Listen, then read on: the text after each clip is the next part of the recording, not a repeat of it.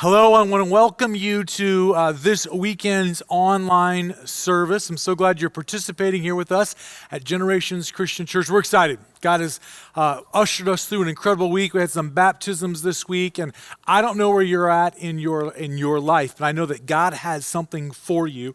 And so we want to dive into this. We want to invite you to come, and we're going to begin by singing, as we always do. God inhabits the praise of his people. And so as we begin this hour, let's be chatting together. Let's all come together in unity right now because we are going to have church. Welcome, everybody.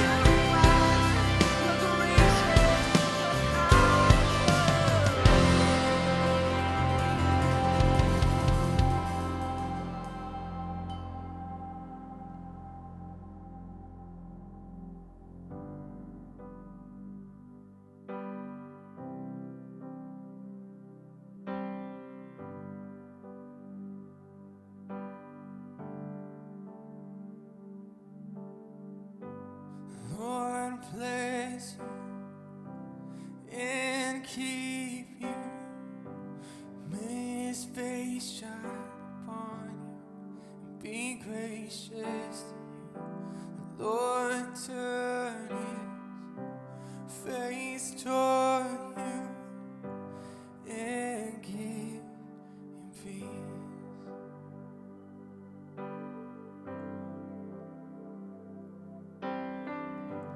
Lord bless you and keep you. May his face shine upon you and be gracious to you. Lord turn his face toward you and give you peace.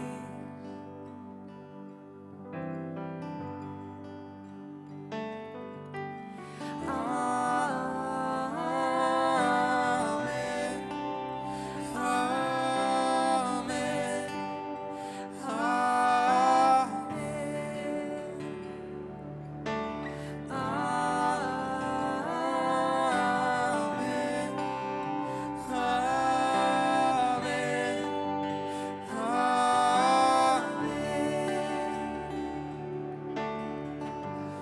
Lord bless you and keep you. May his face shine upon you, be gracious to you. Lord turn his face toward you and give you peace.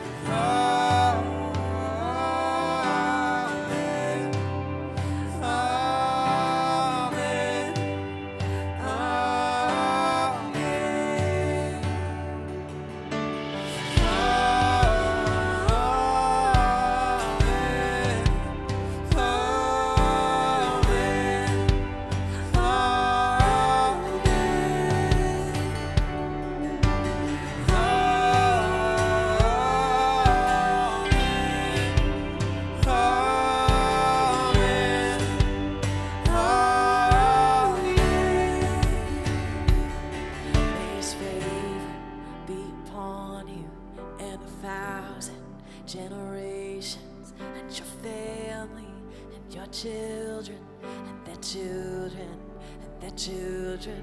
May his favor be upon you and 1,000 generations, and your family, and your children, and their children, and their children. May his presence go before you and behind you and beside you, all around you and within you. He is with you. He is with you in the morning and the evening, and the coming and the going, and your weeping and rejoicing. He is for you. He is for you. He is for you. He is for you. He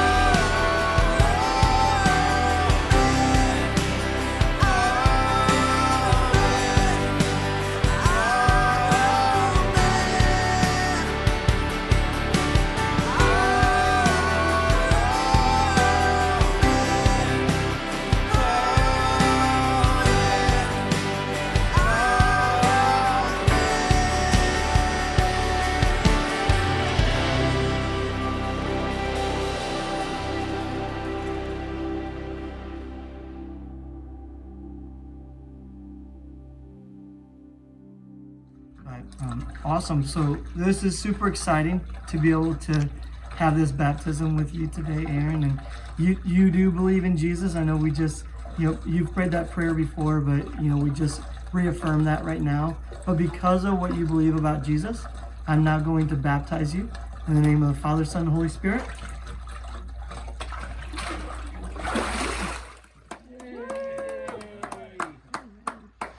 We'll trade places now. All right, We'll yeah. slide We'll go over. right here.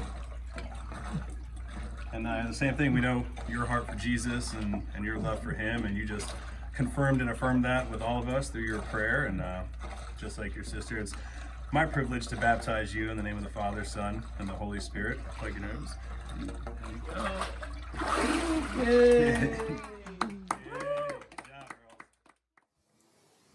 So great to be worshiping together today, wherever you're at. I hope that you've got some elements ready that you can use by yourself or the people that you're with to remember the Lord. I want to read from Luke chapter 22. This is the Passion Translation.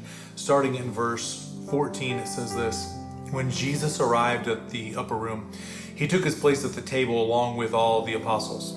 And then he told them, I have longed with passion and desire to eat this Passover lamb with you before I endure my suffering.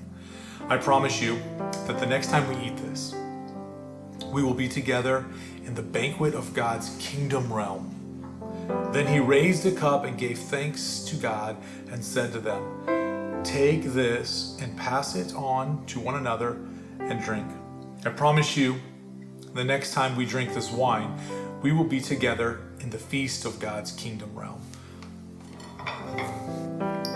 Let's remember him, his body, his blood.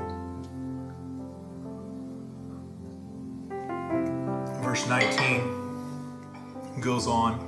Then he lifted up a loaf. We have crackers that we're using, so whatever you have.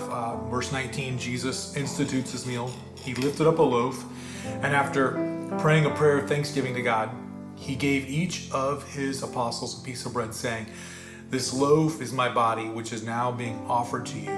Always eat it to remember me. Let's eat the loaf to remember him.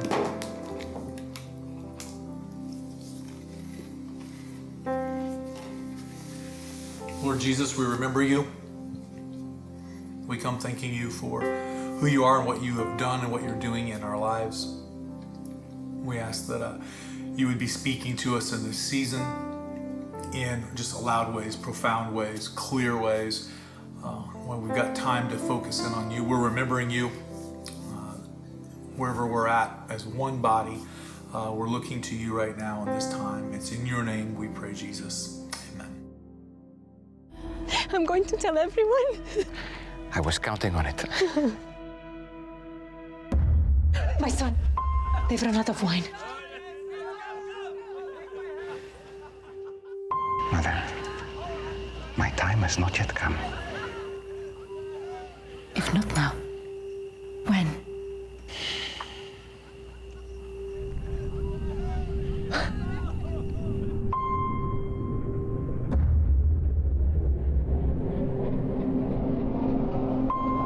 I'm ready, Father.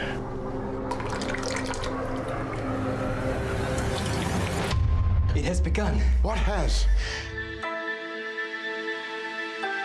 Miracles. Signs and wonders. Fear not, for I have redeemed you. I have called you by name.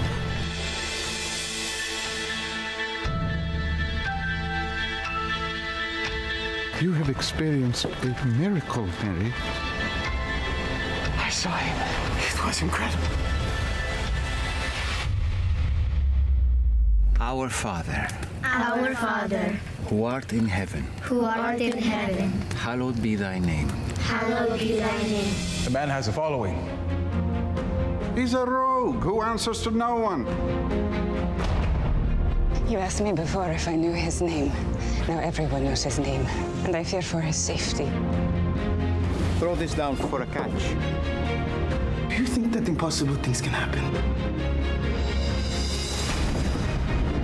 That overturn the laws of nature? That cannot be explained.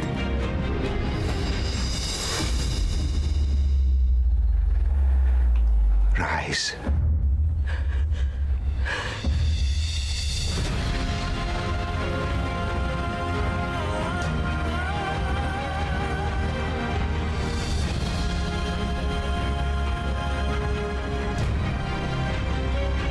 Matthew, son of Alphaeus.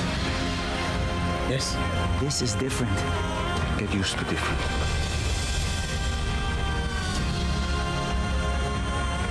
My whole life, I have wondered if I would see this day. Follow me, Nicodemus, and you'll see more. God loves the world in this way, that he gave his only son. I'm going to tell everyone. I was counting on it. Anything is possible now. Don't you see? Let's go. I was one way, and now I am completely different. And the thing that happened in between was him. Our family has been so blessed by this series, the Chosen series. As you can see, you just saw just some clips of it.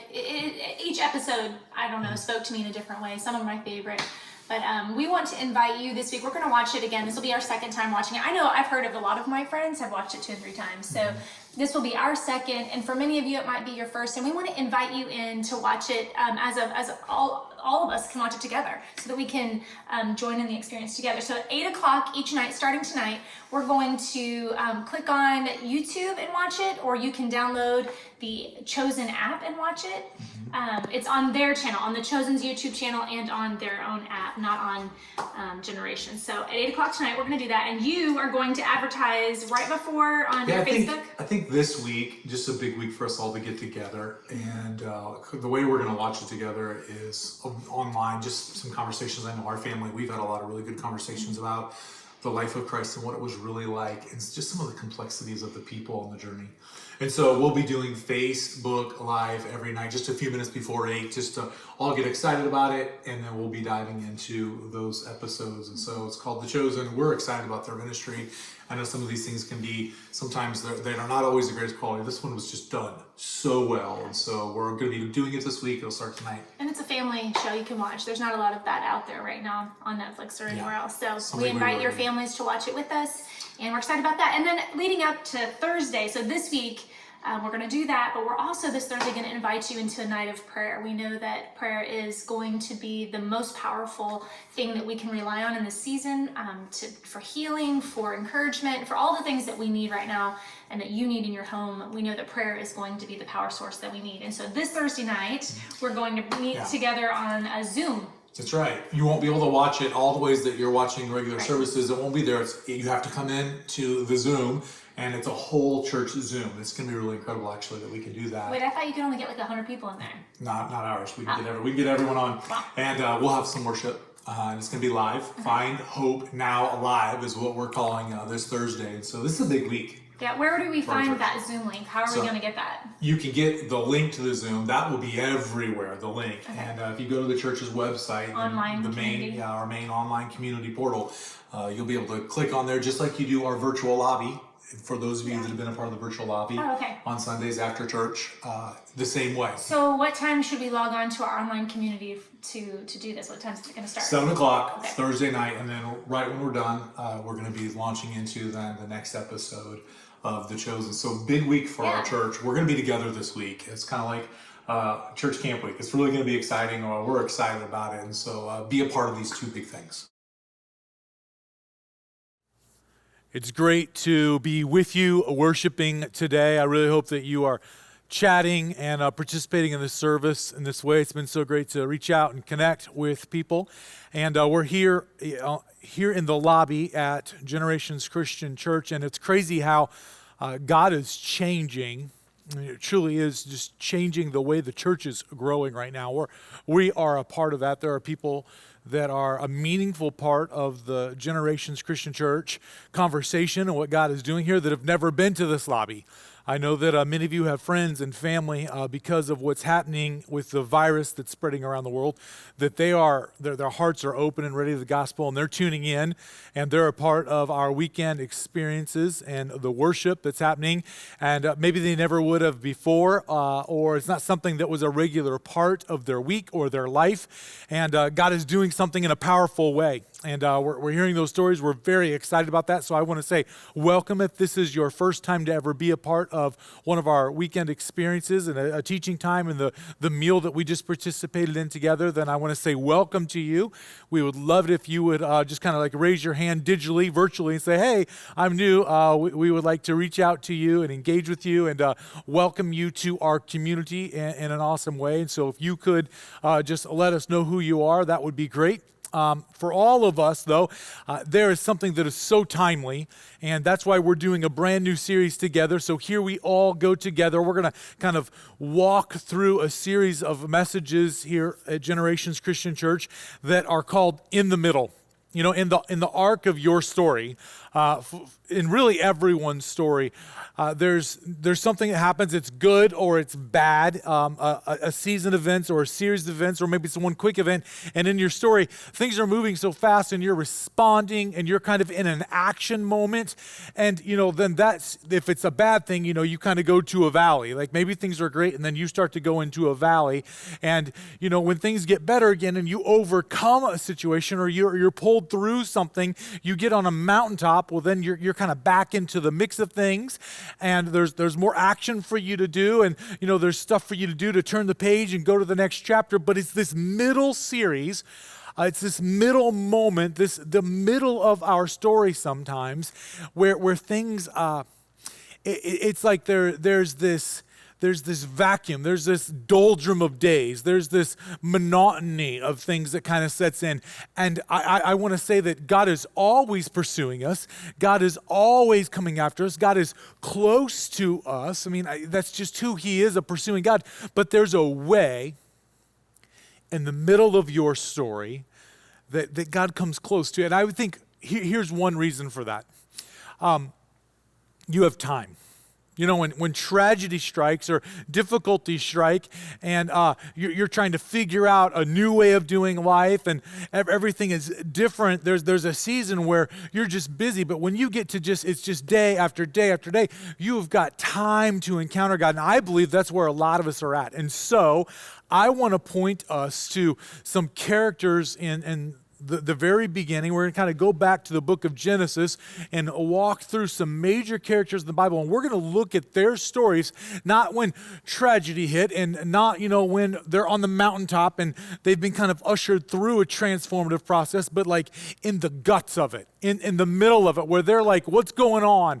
And they're having to wait, and they're not certain about the future. And maybe they're down already, they get kicked again. And it's in those moments that I think that there's margin, there's space in their life for their faith, even if their faith is a struggle, to be an authentic, growing, alive faith. And that's the opportunity that's in front of us all right now. So I want to point you to one of my favorite Bible people of all time. This guy who lived, and his life is recorded at the very end of the book of Genesis, I think is one of the greatest heroes of all of the Bible. If there's someone that forecasts the awesomeness of Christ, I would say the character that Joseph does that better than most. I know a lot of you have got some time on your hands in this season, and so I want to tell you there's a documentary called Patterns of Evidence, and it's this inductive kind of look at, did the Exodus happen and how did the Exodus happen? And there's some incredible research. They've actually found a dig site where they believe that was the burial place of Joseph. Incredible series. It's called The Pattern of Evidence. But I want to have you go with me to Genesis chapter 39. Now we're gonna dive into the middle of Joseph's story. So in Joseph's story, here's what's happened so far. He's born into an awesome family. They're a nomadic traveling family. They worship the one true God, Yahweh, and Joseph is kind of the prince child of this family. He is the most favorite child, and he's given special clothes, and he's loved and adored in a special way. His brothers get mad. They kind of go against him because of some dreams he interpreted where they don't look like great guys. And he's sold into slavery. And that would be, in the arc of his story, that would be the terrible thing that happened that ushered on a new kind of life. And he's taken to the land of Egypt, and there things kind of take a turn really for the better. He becomes a real important person in Potiphar's house. It's a person who's kind of up in the leadership there. He's not a big kahuna, but he's got some wealth, and he's got Joseph, and Joseph's overseeing his house there, and things then take another turn for the bad. Potiphar's wife wants Joseph to have this inappropriate sexual relationship with him, and Joseph runs, leaves another coat. This guy's always losing coats. He leaves another coat there, and he's wrongfully charged with that scenario, and he's thrown into prison. It's at that moment, kind of in the middle, this dark day in his life, where I would have us go and look at what's happening. Because perhaps that's where we feel like some of us, we are right now. Genesis chapter 39, verse 20 reads this: "But while Joseph was there in prison, the Lord was with him. He showed him kindness and granted him favor in the eyes of the prison warden. So the warden put Joseph in charge of all those held in the prison. He was made responsible for all that was done there. The warden paid no attention to anything under Joseph's care, because the Lord was with Joseph and gave him success in whatever he did." I guess even in prison, it's clear to see by those who are around Joseph that the Lord is still with him. We know from the book of Psalms that at some point he was bound. It wasn't a great thing, but he kind of comes out of that, and it looks like it's more of a house arrest kind of deal towards the end of his imprisonment here, and he's in charge of some stuff. And so it's at this point of the character and of the life, the story of Joseph, I would have us just stop and think for a moment. He's in this prison cell, and things are rough, but he has got to learn the lesson that we've got to learn. Whatever story we are in right now, we have got to ultimately put our trust in Jesus only. That Joseph is such an incredible character. There's really only two times in the life of Joseph where we could say, hey, right there it looks like he wasn't really trusting and leaning on God. This is one time here in this place of house arrest where he is in, and then one time later in his life when he's trying to get his father to lay hands on his sons. In chapter 48, he wants to tell his dad how to bless his sons. But right here in Genesis chapter 40, there's a moment where Joseph tries to take the reins himself. See, there's two guys who are in prison with Joseph, and it's important. This is not just any prison in the land of Egypt. This is a specific prison where all of the king's personal prisoners go. So it's like the worst of the worst, but sometimes it's also, a lot of white collar criminals and, palace intrigue. And so there's two guys in there. There's the cupbearer to the king, close proximity to the king, that guy, and then the baker to the king. And they've got dreams. Joseph is known for having this knack to be able to interpret people's dreams, and they come true. It's been one of the ways that God has been with Joseph throughout his entire life. It's also gotten him into some of the trouble that he's in. Sometimes he interprets dreams and people don't like him. These two men come, and Joseph interprets both of their dreams for them. One good for the baker, his dream was unfortunately bad. He was going to be killed, but the cupbearer was going to be reinstituted to his place of prominence, serving the king. Here's what Joseph says. Verse 14 of chapter 40. He says, "When all goes well with you, remember me and show me kindness. Mention me to Pharaoh and get me out of this prison. I was forcibly carried off from the land of the Hebrews, and even here I have done nothing to deserve being put in a dungeon." Well, verse 23, the chief cupbearer, however, did not remember Joseph. He forgot him. Ultimately, when we are in this middle ground where you feel like you're not getting anywhere and the arc of your story isn't changing, the chapters aren't turning, and frustration might be coming in, we've got to learn this lesson. Ultimately, we have to put our trust in Jesus only. We're not going to be able, most of us, to navigate of our own ideas the course out. We're not going to be able to get some of the obstacles that are in our way and make them change. No doubt we can grow, we can learn. There's some things that we've got to do in it, but ultimately, we have got to put our trust in Jesus only. If we're trusting in things to change the arc of our story and to get us out of the middle that we're in, the stuck place that we're in, if we are trusting in other people, those things are all going to fail. It is Jesus and Jesus alone that is going to change the story and usher us through the season of life that we're in. In this very moment, Joseph had been in prison for about 2 years. I mean, he was already down being sold out of a really kind of a great situation where he was a beloved son. And then things are going a little bit better, and then tragedy strikes again. It's like being kicked when you're down. It's just a down moment.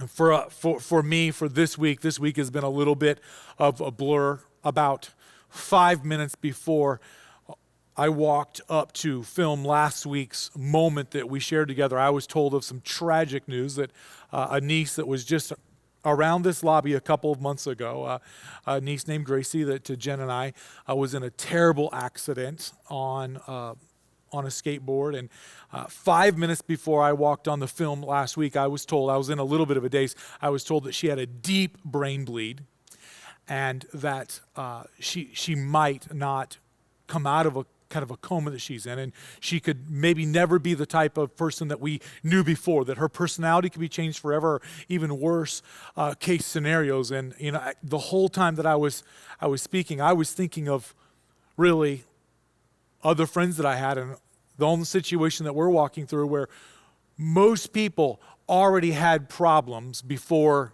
a virus came across this country. And most people already had issues and things they were trying to work through, and then a virus happened called COVID-19.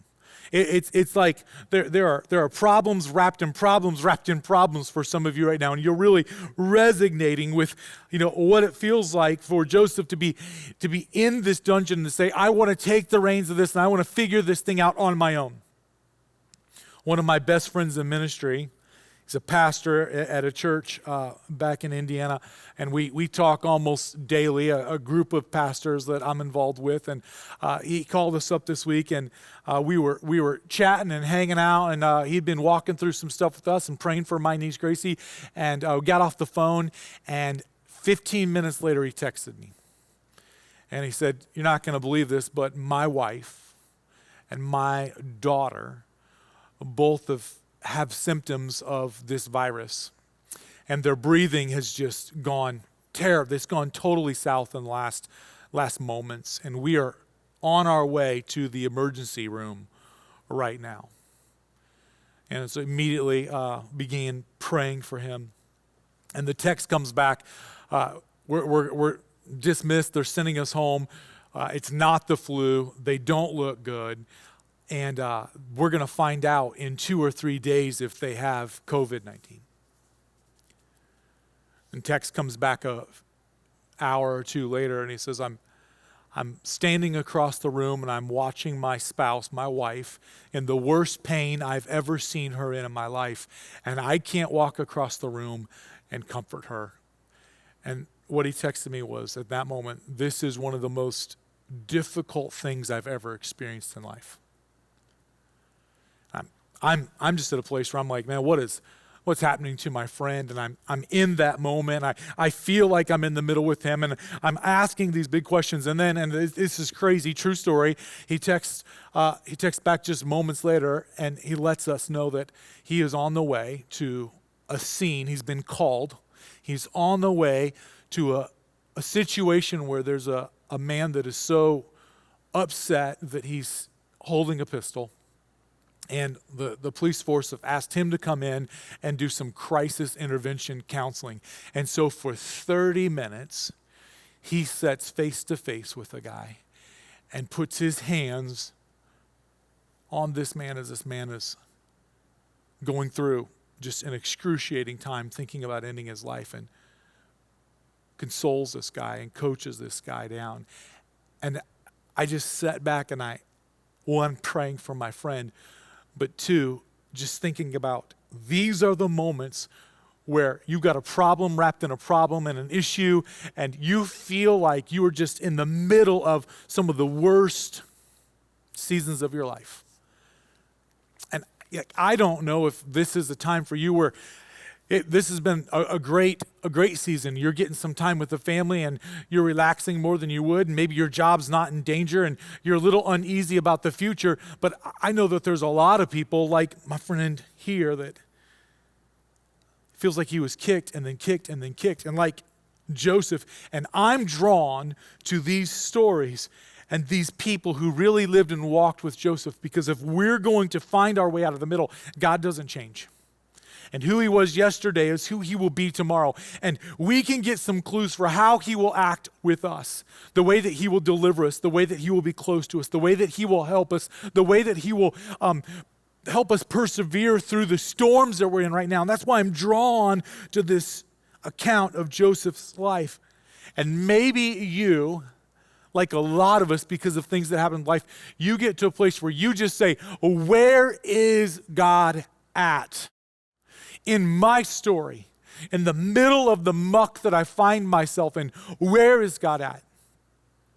I want to tell you in the most tender way I can that I think it's okay to ask that question, because he hears it and he's going to reveal himself to you in the middle of your story. But there's a place that he wants us to move. He wants us to move from asking, where is God at? And he wants us to begin to say, whatever you do, God, is okay with me. That's a very different place to be from maybe anger of where God is and demanding that God comes in some way. And the truth is that some of us have tried in our lives to manipulate God. We have tried to find a teaching or to find a teacher that says things that tell us that our story is going to turn out the way we want it to turn out in the time frame that we want it to turn out in. And then we get all excited about that teacher because they're agreeing with us.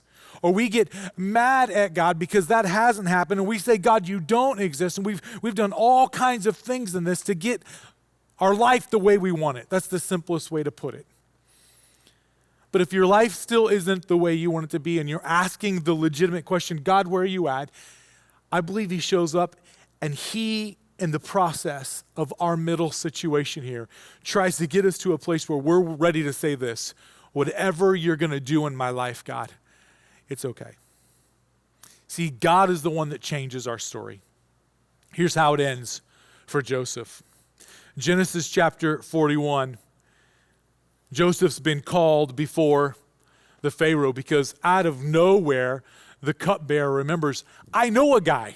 Pharaoh's having bad dreams and he needs someone to interpret them. And so the cupbearer, all of a sudden, of course it's God, because the timing is right, the cupbearer's like, I know a guy.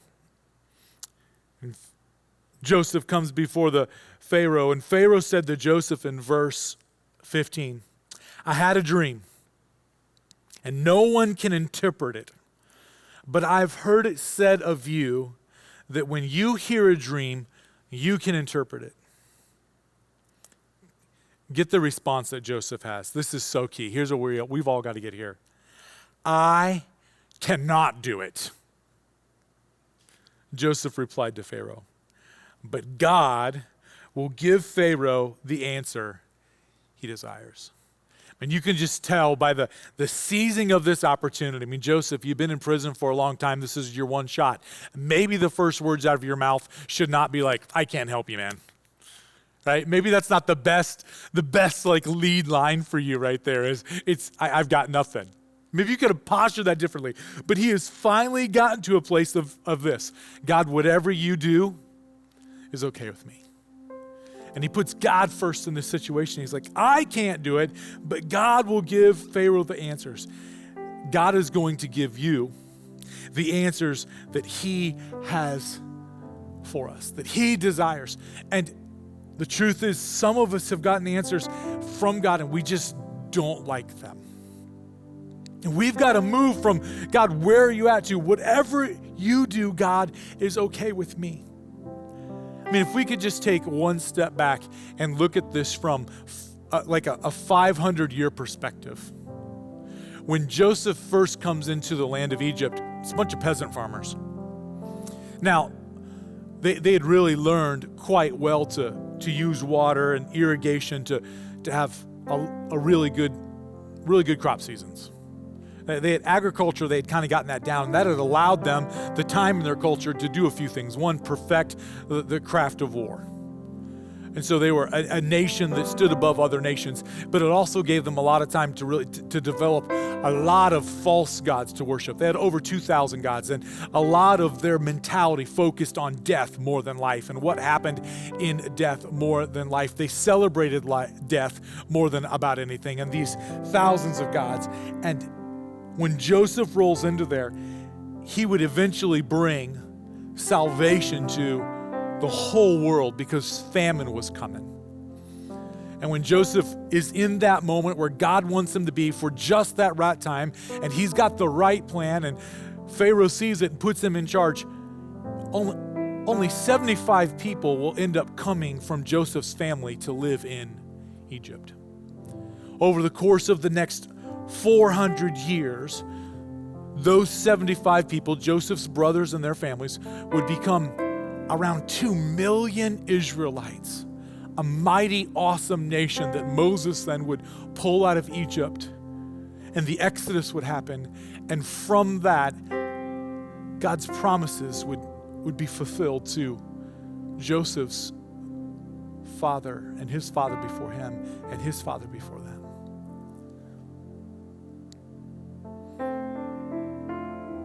See, God changes our story.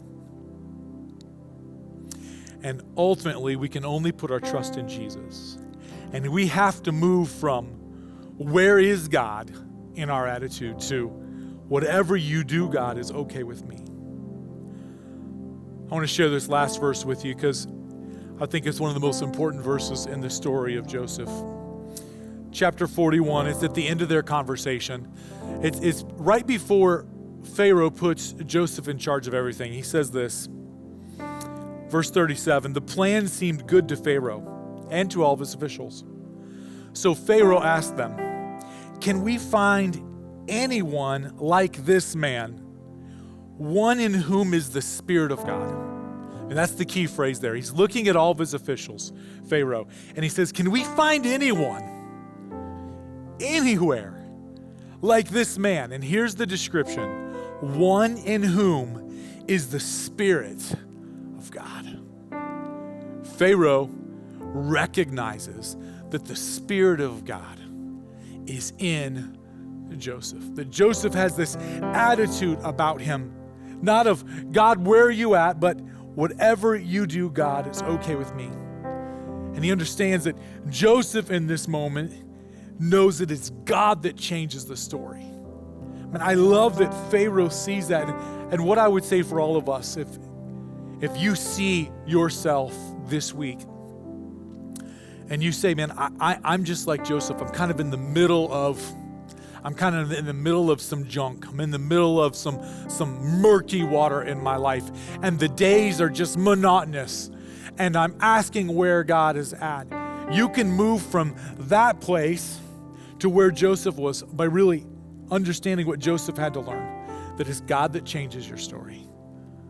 And when you start saying, God, whatever you're willing to do with my life, whatever you're ready to do with my life, that's something that he is really going to come into. And the margin that you have right now in life of these just days where everything is different, it's exactly what God needs.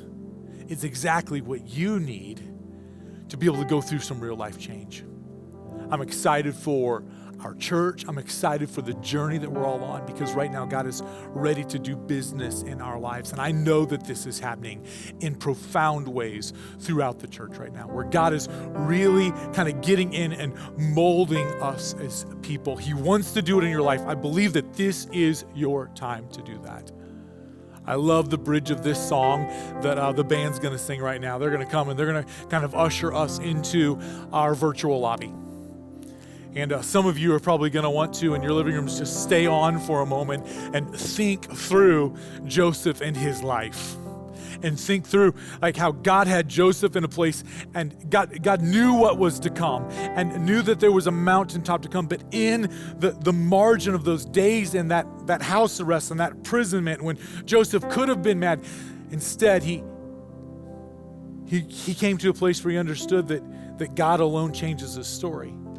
Maybe you're at a place where you need to process that right now. The line in this song that I love more than any is, I serve a God with good intentions. He has got good intentions in your life. Don't mess it up. And don't miss out because you're white-knuckling and you're trying to control the trajectory of your life in an unhealthy way. And you're trusting in other things than Jesus ultimately. So as they sing, you're invited to a couple of things as always. One, just to kind of set in this moment and process it for a while. And the two would be that awesome part of our service where we invite you to the virtual lobby, where you can talk with one of our pastors and you can make maybe a first-time decision to accept Jesus Christ as your Lord and Savior. So, sing, connect with someone if you need to, and be ready because God moves in the middle parts of our lives and he engages us in very special ways. Look forward to seeing you in the virtual lobby.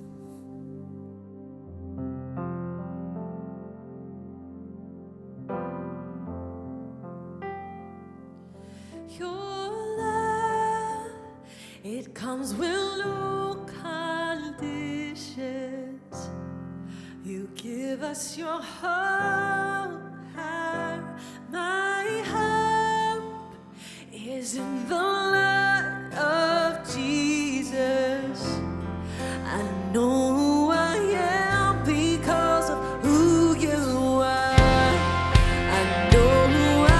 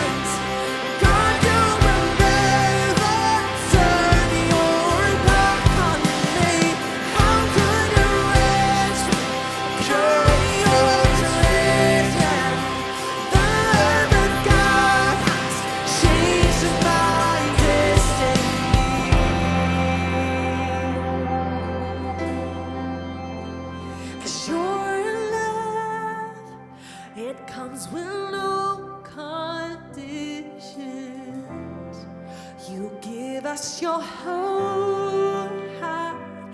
My hope is in the blood of Jesus.